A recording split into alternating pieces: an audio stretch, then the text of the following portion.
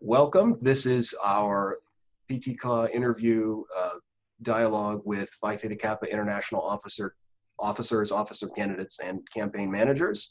I'm Paul Flumen along with Katty Vasquez, and we are very pleased to be joined by Aziza Aslanova, International President candidate from Metropolitan Community College, Penn Valley campus. Aziza, thank you so much for joining us. We really appreciate your time, and we really appreciate the opportunity for the two-way share of dialogue that we're about to undertake. And we really appreciate the outreach that we're getting a chance to do with headquarters and with high-profile members like yourself. So, for starters, just sort of just a basic intro on yourself in terms of your college, major or interests, background, general background stuff that would be a good intro to our audience. Thank you so much, Paul and Katty. It's my pleasure to be here with you today. My name is Aziza Aslanova. I am from Metropolitan Community College, Penn Valley in Kansas City, Missouri. I'm studying international business and entrepreneurship.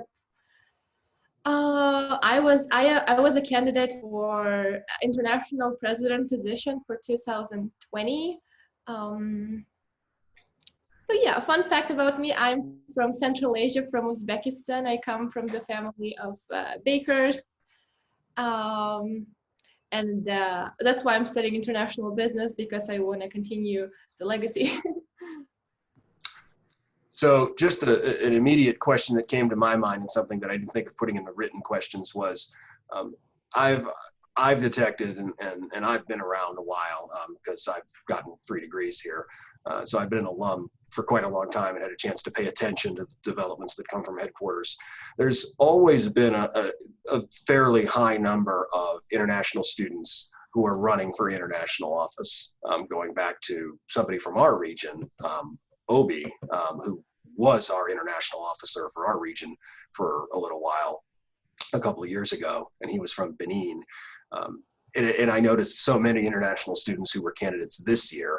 And I was wondering if you thought that there was any particular cause for that, in terms of people who are coming to the United States for their education, and their education is something that is of such importance to them, and they buy in 100%. I wondered if you could elaborate on that a little bit. I think when you come to a foreign country, you're trying to do your best. You're trying to find new people, network as much as possible. And I think running for international office is the best option possible to find new friends, to meet new people, to do an impact on society, and then even grow in all aspects of your life, academically, to show your leadership and improve your leadership skills. So I think that's why international students are trying to be involved with PTK and running for an office more often. I think that at least was how I saw running for an office. I was trying to, it was very, when you're coming from somewhere, it's your comfort zone. And when I came to US, I was hesitating to run for an office for a long time. But then I was like, I need to change myself. I need to step out of my comfort zone. I need to prove myself that I can do it. Yes, I can talk to 5,000 people to give a speech. I can do that research. I think it's the best way to challenge yourself. And international students are very good in challenging themselves, even just to move to another country for their education. Yeah, and you know what? I think it's funny because I thought about it. So when I joined, and this is, I've been around for a minute, but when I joined as a member, and already my advisor was like, hey, I think you make a good officer for next year. So then I actually got to go to international convention as a member, as a brand new member, and kind of get to experience everything, literally the entire international convention firsthand, without knowing absolutely nothing about what Phi Theta Kappa was. And so I was like, oh, international office is really good, but it's so overwhelming. It's so scary because you're not used to seeing all these people. You literally have to push yourself, talk to everybody, make sure you know the research, because you are going to get asked all these questions. You kind of have to stay 5-6 steps ahead of everything, and it's so scary. It really is. And I never ran for international office because I was scared. It's interesting that you say about that. Well, my story is when I became a member and I was trying to be active, but I didn't have the chance to, be involved more. We had some hard times with our chapter, and my advisor, so I wanted to set an appointment with her and ask if I can help with something. And what is it, PTK? I just joined. I don't know when are the meetings and stuff like that. And she listened to me, and I said, if you need volunteers or anything, I'm here for you to help. And then after like a month, probably, she's emailing me and she's asking me to come to her office. And then she's offering me to travel with them to Orlando for for convention for Catalyst. It was in 2019. And like when I went to convention, it was like I didn't know what is HIA, what is college project, anything. I was just brand new member who is like, I saw people I had a feeling that they were talking not in English, something different. And then I saw Mel Robinson was a speaker there, and she was talking about anxiety and excitement, that our brain is producing, we are reacting the same way when we are anxious and when we're excited. So when you're anxious, and I think at that point I made a decision that I will run for an office next year, where she said that everything that is scary, you need to tell yourself, okay, that's not scary, that's exciting. That's gonna be great, and I'm excited about it. And you just need to, switch that button in your brain. That was. I like that. Yeah. So, yeah. Yeah, no, I commend you. I congratulate you for jumping in, because I ran for international office because I'm not international regional office, because I was like, you know what, that's not as scary as international. It's still within my comfort zone. I don't have to, be out there, like push myself out there. But I mean, it takes a special something, like you said, to just switch over from, being scared or being afraid of something that you don't know, and then turning it into something positive that kind of take that same emotional feeling and just make it push you forward to do something. Yeah. It was also, just as a side note, when Katty was a regional officer for the Kansas region, I was trying to get reconnected with the region as an alum and trying to get PTKAW started.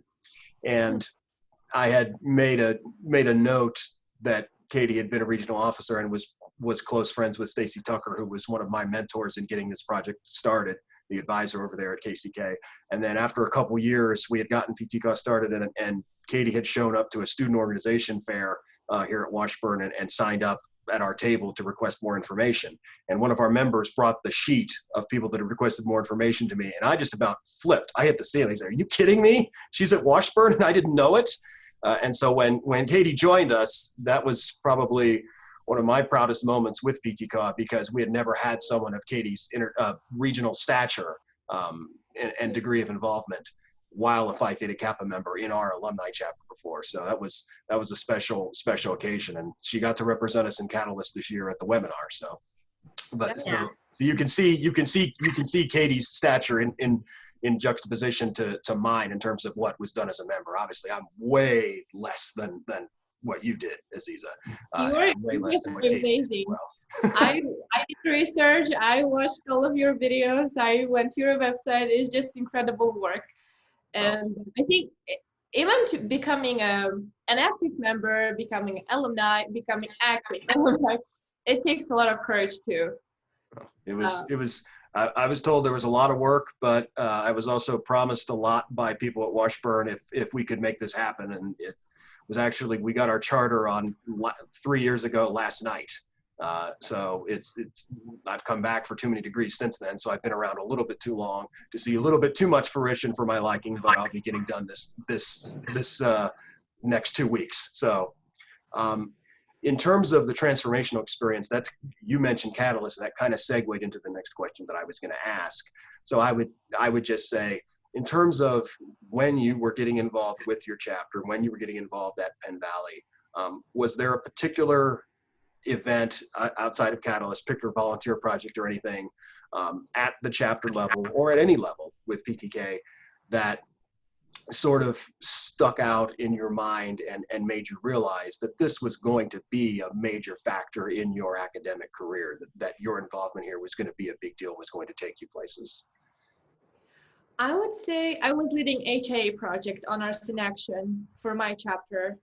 And I think this is just the best thing that I ever done in my life because it was we were talking about, we did a research on sociology and how morning routine is can influence your academic success or any success in your life. So we had 20 volunteers and we're tracking their mood. And like we were sending them a questionnaire with the same questions at 5 p.m. every evening, and we were tracking their mood. And then after 1 week, we were doing exactly the same thing, but we asked them to do a certain number of activities like meditation, reading, exercise, and stuff like that. And then we were tracking their mood again, the same questions. And then after that time, I think it impacted so many people. All of those volunteers, it did like 100% that their life changed, and they still keep going, keep doing the stuff, and they felt more motivated, inspired, empowered.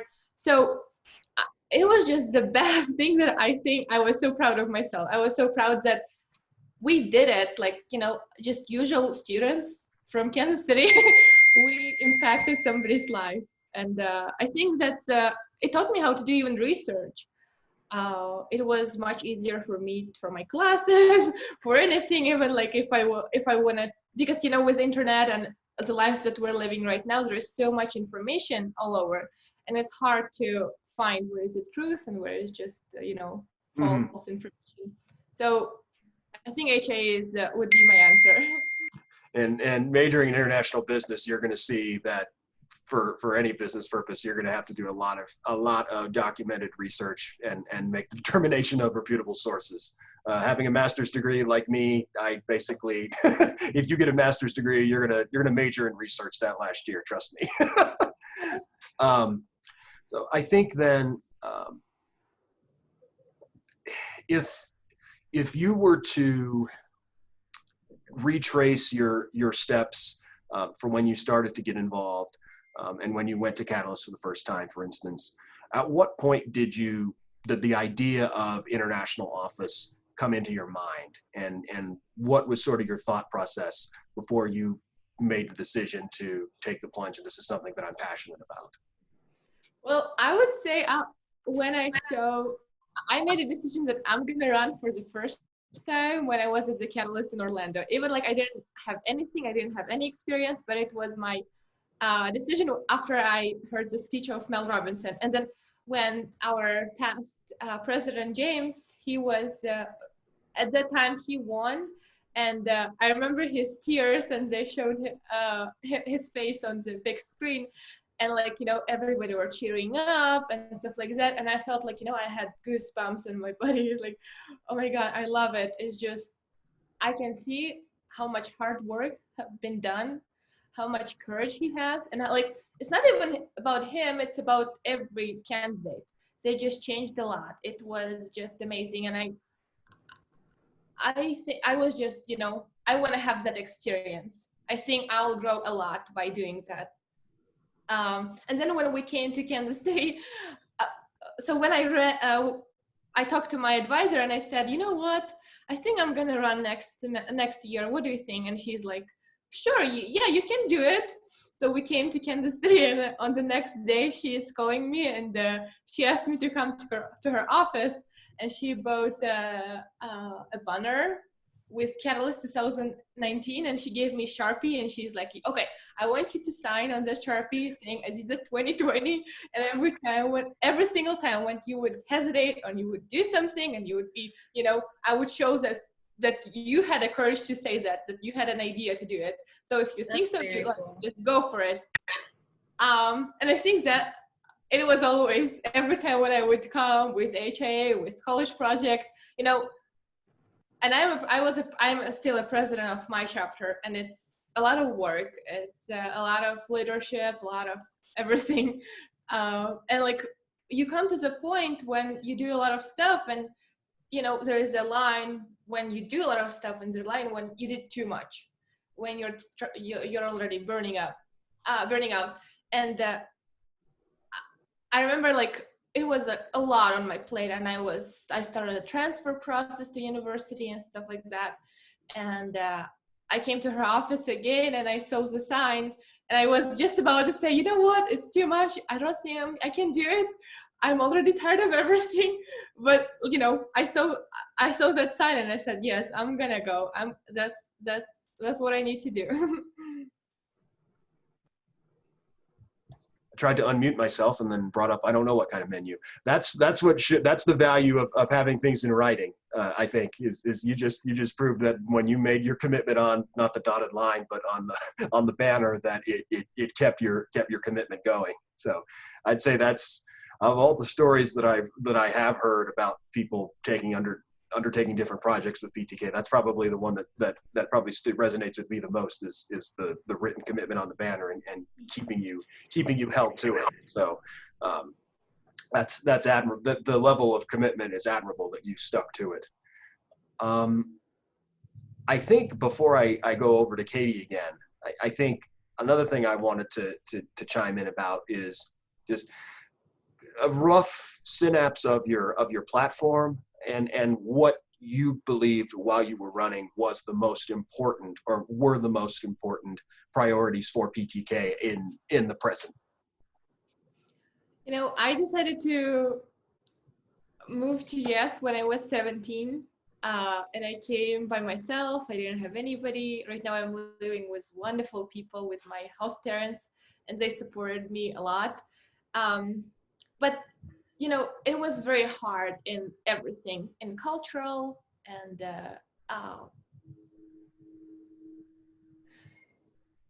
I'm sorry, I lost my mind. I lost myself. Could you repeat the question, please, so I can answer it to the point? So to basically, what formed your campaign platform, and what did you think was the most important priorities for PTK at the present? Yeah, I wanted to share the message. It was "Dare to be you." It was my slogan that you can hear everywhere. So, you know, in every country in Central Asia, there is an inequality between women and men. And when a girl is turning 18, she's not forced to get married, but it's better for her to get married and raise kids. And, you know, when you go to work or go to school, it's not usually common to have higher education or build your career.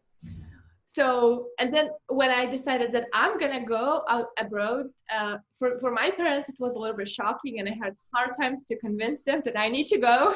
And I will not be that, you know, Uzbek woman who wants to sit at home and stuff like, and I'm not saying that it's wrong, sitting at home and taking care of your kids or husband. It's just, it was my choice, and I didn't see my life going that way. Not right now, at least. So running for an office, I wanted to share the message that you need to stop following the society. Like, you know, you need to do whatever you want to do. If you want to be an artist and not a doctor, be an artist, and don't follow what society tells you to do. If you want to be, I don't know, if you don't want to go to school and you want to take your time, that's absolutely fine. And like, you know, dare to be you, that was my point, and the message that I was sending and sharing with everybody, that you need to find courage to, you know, overcome ourselves and allow us to be whatever we want to be. And just as a follow-up to that, would you say that now it's my turn to lose my train of thought. I forgot what my follow-up was going to be. Now, Katty, did you have anything at the moment in terms of a follow-up? Really, I was just curious. So in terms of like what you thought, you know, would be, now you guys pass it on to me. Like in terms of what you know you had in mind, what did you think were the, I guess, like the biggest priorities for PTK moving forward? I have part. Could you repeat it again? Like, what would you say were the, like, those important priorities that you wanted, I guess, things that you wanted to do or moving forward, assuming that you had gotten like the international office position, what were things that you wanted to do while in office? The first, my main goal, even when I was campaigning and even if I would be elected, it was always to promote that courage and that bravery. Like, you know, whatever you want to do, you need to have that, to make that first step. You know, I love the quote, I forgot who said it, but I love the quote. All of our fears are tissue paper thin, and the only thing courageous steps can carry us through that. So that was my point, that we need to do that first step. By being an international president, if I would be elected, I was like, you know, being an example, being somebody did that. If she did it, I can do it too. And the same way I was running for an office too. Somebody did that. I can see his hard work, and I can do that too. Yeah, and my key points were, I think, with my experience, with my chapter and my region, I would promote PTK more and more, have a visibility more. I'm not, PTK is doing, my region and my chapter were doing a great job, but like, you know, more and more, like it's, I don't think it's always enough. And so yeah, encouraging more people to be active and support alumni community too, because I am transferring right now to University of Missouri, and I will be for sure active with PTK because it became the part of my life. And I think if we have that access between alumni community and our fresh members, I know that there is a lot of experience and a lot of stuff that we can share with the new elected members that can help them to work on HIA, on everything, on college project, and like, you know, just navigate them or guide them. I think that was what I would do. Well, you mentioned University of Missouri. There will be a person whose contacts, or at least whose name I want to give you when we're done here, because there was an international officer candidate for the Kansas region a couple of years ago who's at Mizzou right now. And I would like for you to potentially put in contact with her. I've never met her before. I think I've emailed with her a couple of times, but I hope that you two could potentially collaborate in terms of alumni engagement over there and in the state of Missouri as it is. So don't let me forget that, because I may forget when we have this conversation a little bit farther down. How would you summarize in terms of, so you started your campaign, you're running, the conversion of Catalyst to a digital format threw a monkey wrench into everything. But what was a typical day like for you while campaigning? What was the typical work and tasks that had to be done on a day-to-day basis while you were running? Well, first week I was like, when we found out that we're gonna be virtually, we just did some research with my campaign manager to find out when is the best. I was not very good in social media at all. I didn't have any experience. Well, I had some experience to post pictures with my dog or a cat, but it was not very professional. So first thing, it was to have the, you know, we did the research, when is the best time to post stuff, when, according to research, when is the best time to do live videos and stuff like that. And when we highlighted it and I identify those days, numbers, I would wake up, I would do my morning routine, and then I would post something between 9 and 11. It was my goal. And then I would post again in the evening. Like I was trying to, because it's very hard. People texting and texting and texting, and so many people, they're asking questions. And I want to answer all of them, but it's just, you know, technically it's not possible to reach so many people at the same time. And I didn't want to, for somebody to feel that I didn't answer their questions and feel left out. So I set those time blocks like, hour, 1 hour, 1 hour. I had like I set a timer for my day, and every hour I was checking my email. Okay, I'm answering. Okay, now it's over. I'll do it again. It was just helping me to keep myself together, to have that, not burning out. I wait a minute. Oh, I'm not muted now. Okay, good. I'm still getting the hang of how this all works, because I normally don't have two-way conversations with my classes. So forgive me for I've started talking a couple times while I'm on mute and then thought I was muted, and that's some dead air there. So my apologies for that. Would you say that, obviously you don't know, you've never experienced it at the way it's supposed to be, the way a campaign would typically be done when Catalyst was held in person. But would you say that the conversion to the digital format made campaigning easier or more difficult, or was it a trade-off than it would have been if the campaign had actually been held at an in-person convention? I would say both easy and hard. And advantages of campaigning online is meeting a lot of people and talking to them in person. I don't think I would have so much time to talk to each individual and have spent so much time together as we did. And with being virtually, I started to be friends with a lot of people. We did those Zoom meetings, and it was, we found some common stuff and we were together. And if I would be there's so many people. We're talking. Every candidate is talking, and I don't think we would have that,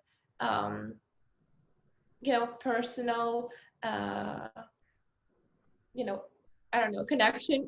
Yeah, yeah. To the way that it's easier that we didn't think it was easier because we didn't think about transferring my stuff to Texas, how to ship my stuff, how to set up and stuff like that. And I was giving a speech, and all candidates, I think it was much harder because every time when you talk, you cannot have that, audience reflection. You cannot have their emotions. You cannot see if you're connected with them or not. Even when I was doing a video call, video live streams, it was very hard for me because, I see their names. I see it is just like talking to myself. I don't know how they're reacting to that. And I don't know if they want to say something to me or not. And voting delegates, they did a very good job reaching everybody out, and asking questions and stuff like that. Huge thank you to them. It was just a little bit, not so personal when I was doing live videos. I think, and this is kind of a follow-up to that, how did you find that balance? Because sometimes it's hard, like you're doing your stuff for school, you're doing like Zoom meetings, and you're working on your campaign, and then you also have things going on at home. So how did you feel that change, kind of to be able to manage and balance all of that? Because it is a lot. That's a very good question. As I said, I set those timely blocks in my I scheduled the whole day. I'm waking up, okay, in the morning till 9, I'm not touching my phone at all. It was a rule. And then from 9 till noon, I am doing PTK stuff. I'm talking to my chapter because I had my own chapter and we were still working on our projects. And after that time, okay, my lunch time, and it's my time, and I'm doing my school. So I had those blocks, 1 hour, 1 hour, 1 hour. And I cannot break those rules. I cannot do my homework when I'm working with PTK stuff. I cannot do something personal when I am doing my homework. So it was always a rule for me. Okay, now it doesn't matter. I finished, I didn't finish. It was always like, okay, I need to go, because if I wouldn't follow it, it would be very, very hard. It's just a mess all over.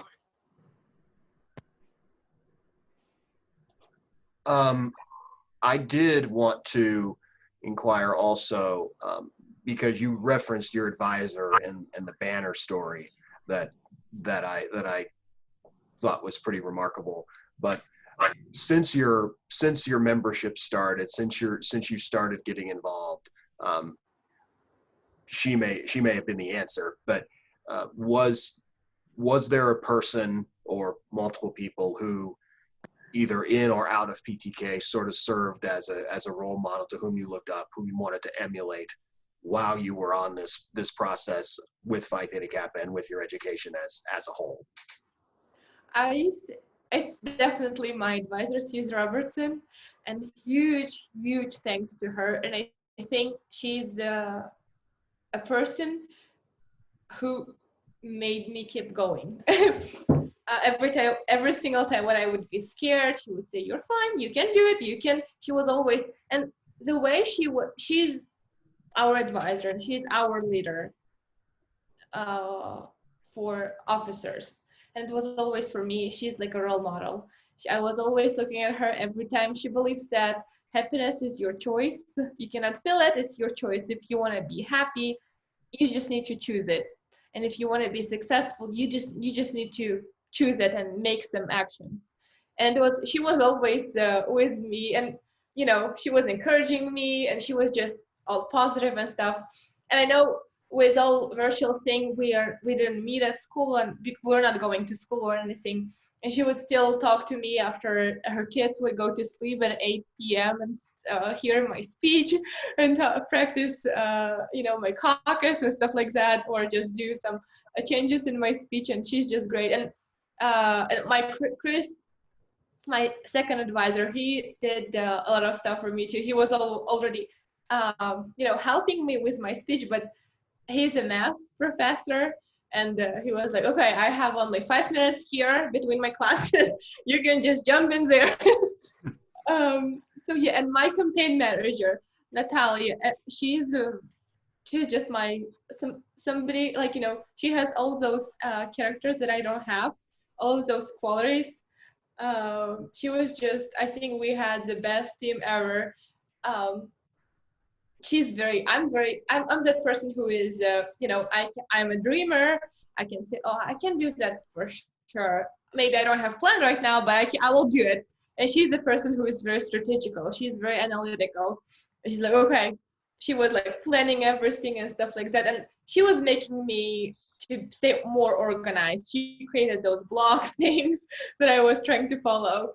I think those three people impacted my campaign. And I would say my host parents, Cindy and Barry, they were always, every time they were like, "I don't know if I can do it," because like whatever you do, you always have those, that hesitation.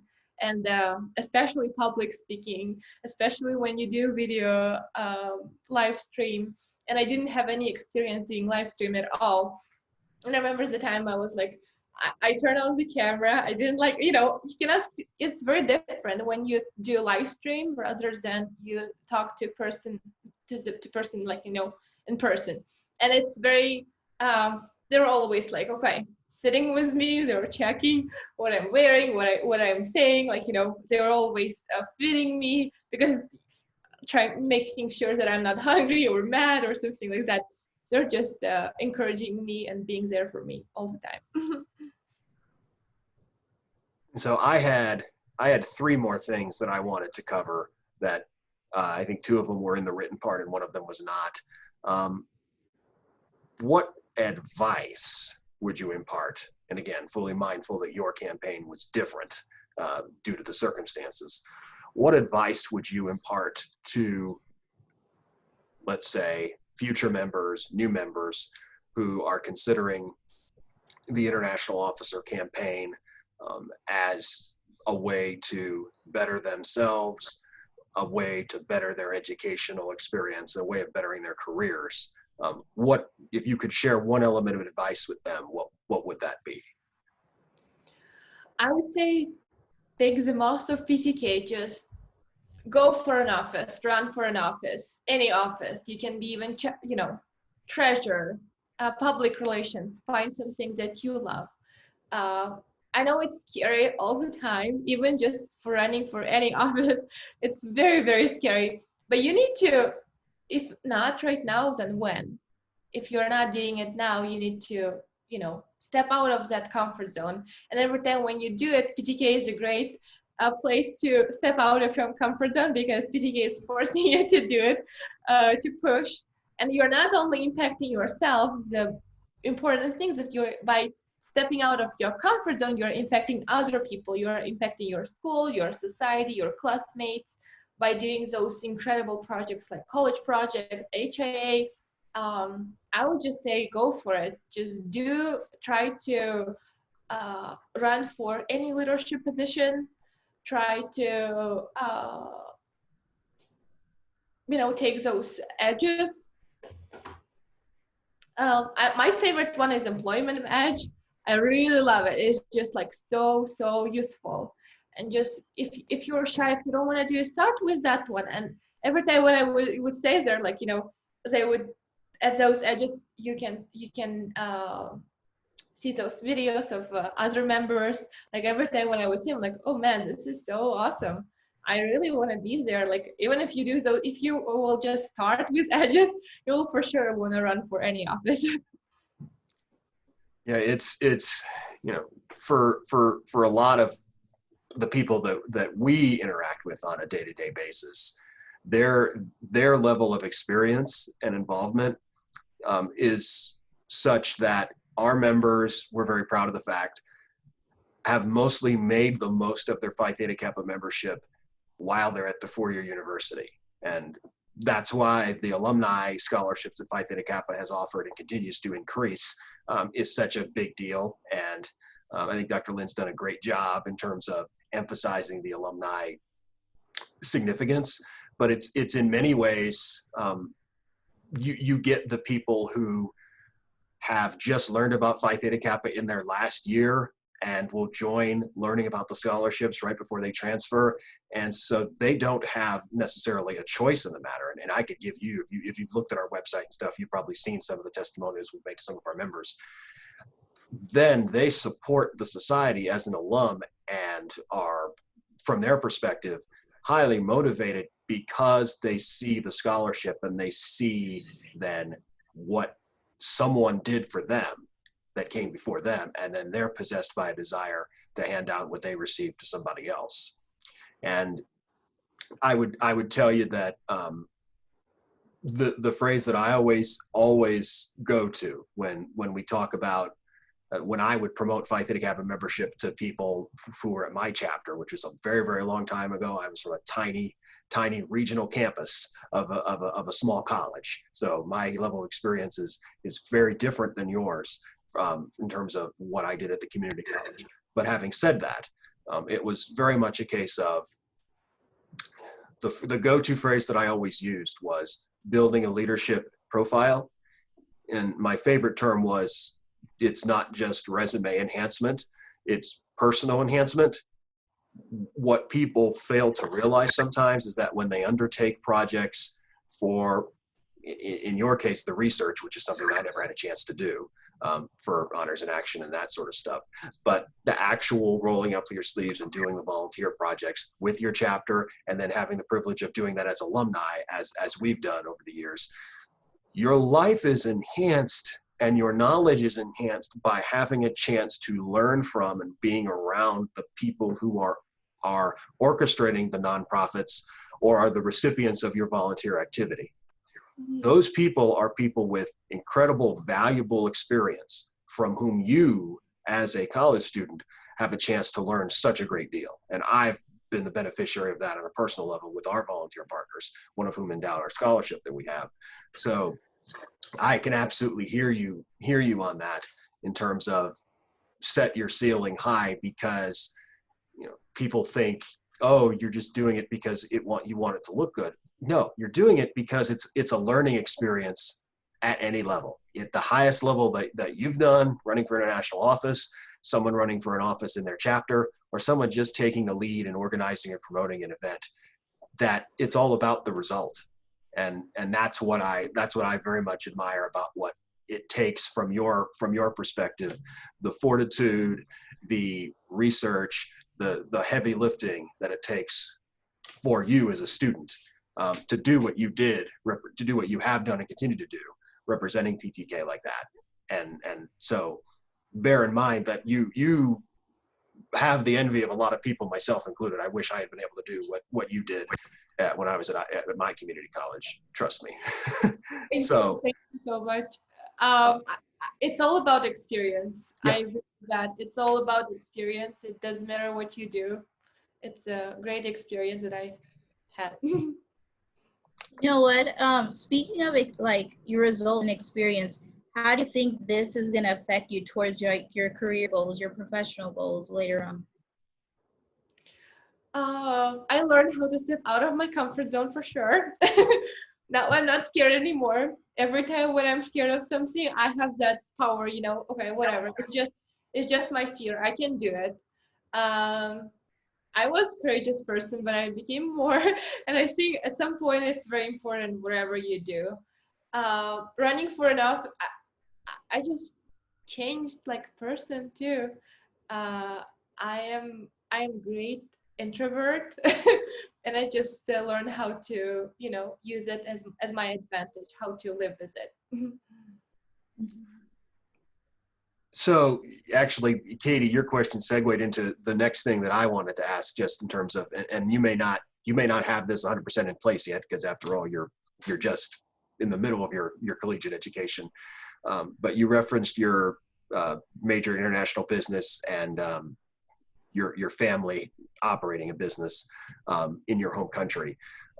What, if you have set that yet, what is your ultimate career goal and objective, if it's fixed, or if it's flexible in terms of what you're still thinking about? What is your ideal career? What is the ideal of a rewarding career for you, to you?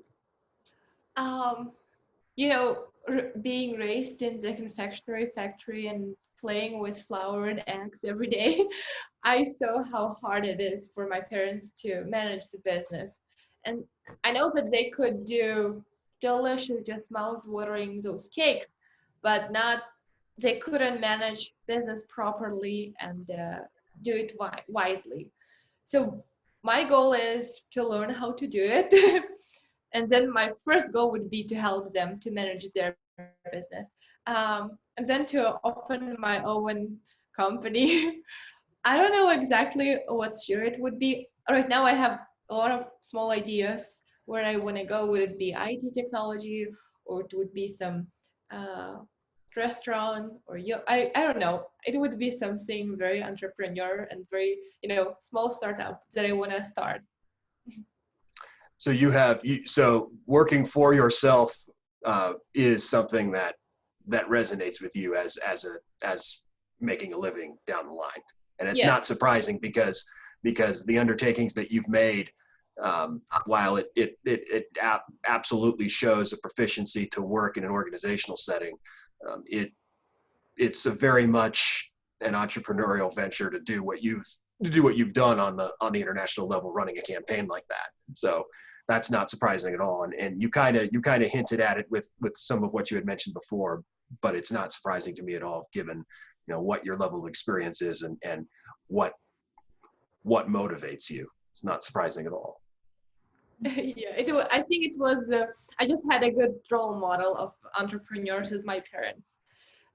For them, they both have higher education. My dad, he's an architect, and my mom, she is a lawyer, but they never worked at their spheres. They just started their business 20 years ago, and since that, they were just keep going. They always worked only for themselves. The only thing that my dad used his education as an architect is the time when he sketched the project of our house that he lives in right now. The only time when he used his education, let me know, was but it's just my so I think a sort of a big picture type question that always fascinates me, and I try to ask this of people, whether it's in a workplace setting or educational setting, but what would you say, out of your entire higher education experience, and in your case coming to the United States, what would you say would be the biggest challenge that you navigated and overcame that you derived the most reward from? What was the biggest challenge of that experience that you came through? You know, the time when you come to any culture, doesn't matter US, or even if you would move to another state, you have that first stage of honeymoon when everything is wonderful, new people, new friends, new food, new language, and it's so awesome. You just love it and you want to stay there. And after some time, it's just disappearing. You're missing your parents, your family, your life there. That was better than it is right now, as we all think. Mhm. It was some days there, it was better than right now. And I think the biggest challenge for me, it was for overcoming that. I had that stage when I came to the point when I want to stop my education and I want to go home. I'm missing everything so much that I cannot find my spot here, my place. It was, accepting yourself, accepting the culture, accepting your life, and just enjoying the moment right now, and not thinking about past or future. It was the greatest challenge that I overcame. So I think then, as before I get to just sort of the alumni focused question that I want to make sure to ask everybody, I think what I would say is project yourself out 5 years, 10 years, when you're out living out that career goal, your career objectives that you have. What would you say, just evaluating your time particularly at Metropolitan Community College and in PTK, if you had one sentence or one statement that you could summarize your experience at Metro and at PTK, what would you say that you would say about that experience 5 years from now, 10 years from now, extrapolating your experience out and getting where you want to be? I would say keep being you and keep pushing. That's it. It's definitely a unique experience. Out of all the people that we've communicated with, I know, as we mentioned before, a lot of international students, but in your case specifically, I don't think there's a lot of people whose experience reflected yours, and where the experience you had with your family and with your upbringing so closely affected what you wanted to do with your education and what you want to do with your career. So it's a very inspirational story, and you deserve to be complimented very much for your commitment to making that goal reality. I think then, aside from the written stuff, which is going to be more facts and figures, who, what, where, when, and why I didn't want to touch on that too much in this thing, which is a more of a qualitative conversation, I would probably want to ask, what can I do? Let's put it this way. What can I do? How much do I have to do to try to sell you on implementing an enhanced alumni presence in Missouri, as it were? Because I would love to see, I'd love to see, frankly, someone with your stature and your profile coming in with you going to Mizzou. It would, if they're open to it, and I hardly envision an institution not being open to it. I think that with your track record and with your experience, that dwarfs what I've done. And Washburn was very, very generous to me in hearing what I had to say. But if it's something that you want to stick with, to support as an alumnus, our members, as I mentioned before, have made the most of our membership at the four-year university. And I mentioned the scholarship program before. When I got my master's degree, I was one of 2 people in the United States that got selected for the Pathway to Complete Master's Degree Scholarship that PTK just created recently. And it was exclusively because of what we had done here at Washburn. And so from what I saw, that was our award. That was our award collectively. I just happened to be the graduate student that was applying for the scholarship.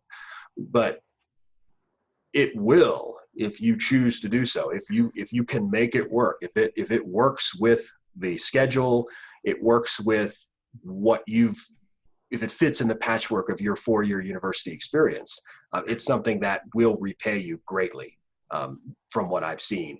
Because outside of what you've done in running for international office, I think what our alumni have done in terms of making that impact and staying connected with PTK and supporting PTK and making sure that people who are considering membership in PTK can understand from people who have been there before why the membership is important.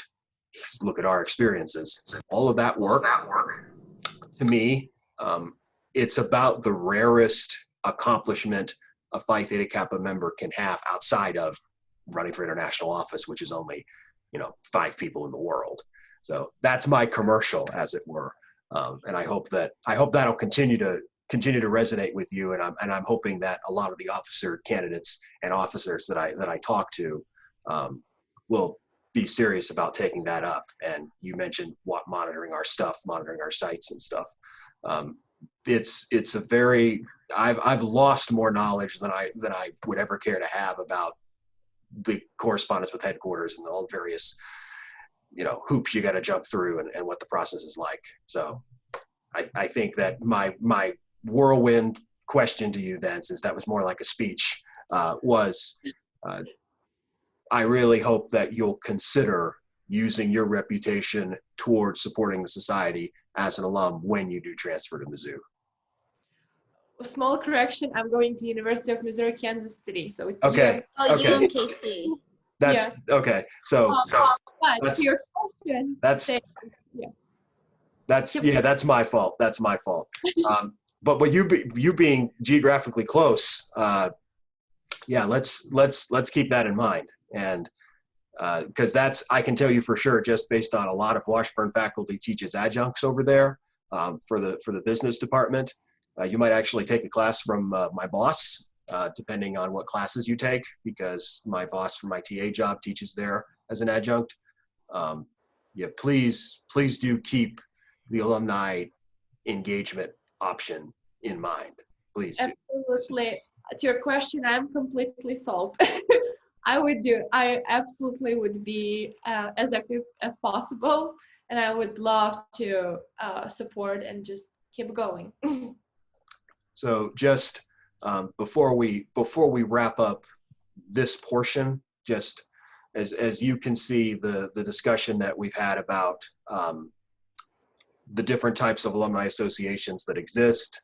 The region-based kinds are the ones you see getting all the 5-star ratings because anyone can be part of a regional alumni association. I'm part of a regional alumni association for Kansas-Nebraska region. But the university-based alumni chapter is where the task is the hardest because it's restricted to people who are students at that university, to PTK alumni who've enrolled at that university. And was the challenge that I was sort of given when I started at Washburn. And that's what our members have made happen. And if you look at the listings, you'll see that there's like 16 chartered university-based alumni chapters in the United States.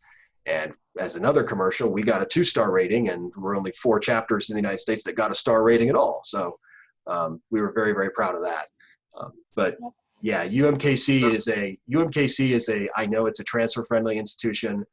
It's 100% education first, last, and always. And I think that you'll have a great experience there. And if you wanted to do what we've done, I'm just saying, it would be out there for you. I think the university would be very receptive to it. But I was actually thinking about it. I was talking with alumni in New Jersey yesterday, and I was actually having that so doing there.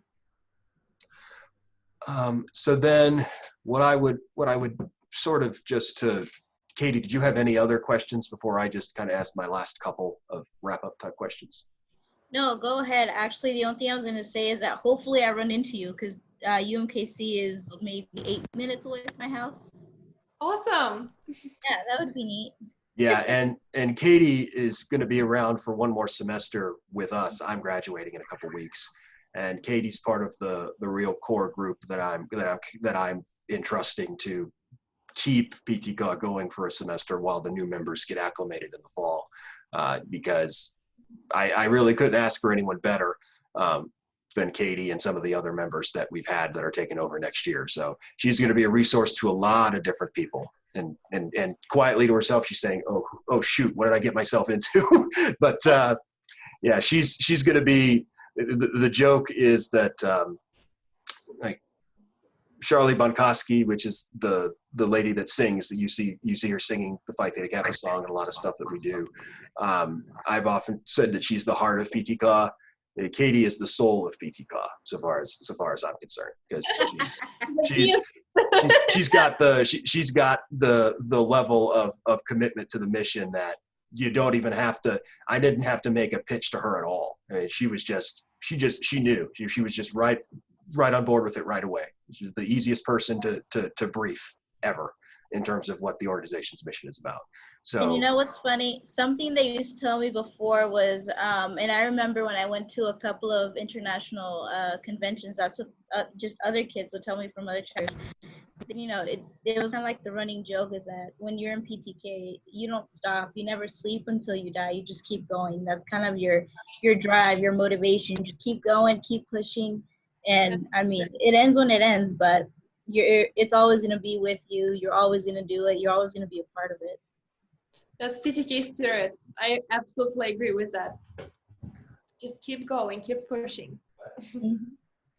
So in summary, I would say if you were to, I had it boiled down to a sentence before, but if you were to summarize what you would want someone else when reflecting on your experience with Phi Theta Kappa to say about you as a person, as a character trait, if you could have one word that you would want people to say, that you aim for people to say, what would that be, if you could narrow that down? Oh, that's a very interesting question. I really hope that it's not only about me, you know. I hope that my future company, my actions, my life can impact somebody's life. And I hope that somebody would say, oh, that really helped me. She really encouraged me. She really changed my life, or she was there for me just being there. I think our life is, I mean, we all have that ego in ourselves. Like it's me, but it's, I think it's not important. It's all about us. That was a very good way of summarizing it, and that was a very good answer. That actually, that got me a little emotional just now thinking about the early part of what you just said. That you know, to be a source of value, to be a source of good in the life of somebody else, to be a valuable contributor to someone else's accomplishments. That matters a lot. You can tell I'm getting a little emotional here. All right, before I totally embarrass all of us with that, I would just say that, as I mentioned before, please don't ever lose that zeal. And I don't think you will, because you're totally hooked, just like both of us are. You're totally sold on it, and it's something that once you get that way, you can't unlearn how to be in the Phi Theta Kappa mindset. It's totally overtakes your thought process, in terms of, because the ultimate thing that we all have, the one commonality we all have, is the dedication to the community college. And the one thing that you see amongst all of these people, all of the people that you were running against, all the people that you learned from, all of us, is the same thing that when we get people coming to PTK who say, I didn't do much with Phi Theta Kappa, but what I know is I loved my experience at my community college, and I want to do what I can to support them and to support their interests and to support the people that followed me at that institution. We have a love for the community college as an institution. I wouldn't say so much it's something that is peculiar to this part of the world, because Phi Theta Kappa extends very much, but the concept of the two-year college being so readily accessible, as it is in the United States, is something that I wish Americans wouldn't take for granted as much. And that's why it matters to me when international students come to the United States to study, and they're all in immediately, and they're doing things for their college right away, and they buy into their institution so much and so strongly. So that's the one thing that ties everybody together, is the intense dedication to the community college, to everybody who's made our experience at the community college what it is, from the faculty to the administration, because ultimately what you're doing and what every one of us does who takes any sort of role for Phi Theta Kappa, including after the community college, is the thing that I used to try to sell people on all the time. And this is what I wanted to ask your feedback on. It really boils down to the way I always saw it, if you agree, you are representing your institution to the community. And that if you're, one of the things that we did with our chapter was we tried to be involved with the residents at a local retirement home, a local nursing home. And one of the things that we said was, you know, if we're helping these senior citizens here, if we're making art with them, or providing guest speakers to come in and provide them experiences that will be valuable to them, you know, when a year from now, 2 years from now, that person has a grandchild or a great nephew or a neighbor who's college age and thinking about higher education options, that person's going to say, well, I had this experience with these students from this college. I think that's a great institution and I think you should go there. And so I wondered if you had that sort of opinion of, we really are undertaking the project of what I like to say is every organization, whether it's a business or higher education institution, wants its best and most capable people representing it to the public, representing it to the community, because those types of people are who make the best impression and accomplish the most good out there in the world. And I wondered what your thoughts were on that, just as a sort of hypothesis. I think I love this story when I met one girl and I said that I'm from Uzbekistan, and she's like, oh, I never met anybody from Uzbekistan. And she's like, now you're representing Uzbekistan. Like, and I'm like, that's so much pressure on me right now. Wow. It's like, but yeah, I love it that there's not so many Uzbek people. I mean, in my community college, and I'm representing my country. And every time when I would go, even though I'm going to UMKC and I'm representing MCC, my college too. And when I'm talking about PTK, I'm representing PTK too. That's exactly, I mean, you just hit all the spots when you were talking about it. I absolutely agree with that. We are, we just need to remember that we're representing any cultures that we're a part of, and just try to do our best. And I would also say that knowledge of having, in a way, people and institutions depending on you and depending on your leadership, that's a little bit of a strong term, but depending on you and the leadership that you exhibit, in many ways, it, for lack of a better term, encourages the student to, you know, if they don't have that intrinsic motivation, it will grow that intrinsic motivation in them, because they will realize that they're no longer the only people that are invested in their own success. That's and right. The success of whatever goal that they're working toward. And so it does a great deal, I think, to get youth, and I was a non-traditional student when I was at my community college, but it does a great deal to get youth to think outside of themselves and think outside of their perspective, giving people a leadership mantle like that and the obligation to represent others in the world. Yeah, and I was talking, I had very long conversation on that with my friend yesterday, and we're talking about, you know, every time when we are comparing ourselves with somebody, it's kind of actually putting us down. And the only person that you need to compare yourself is you, who was yesterday. And the person who needs to motivate you is you tomorrow, or you in 5 years, like, you know, said those. You don't need to, you know, and I don't want to have that, you know, pressure on the person. Like when people say that I'm representing my country, yes, but like it feels very like, you know, oh, now I need to act well, like, you know, be nicer and stuff like that.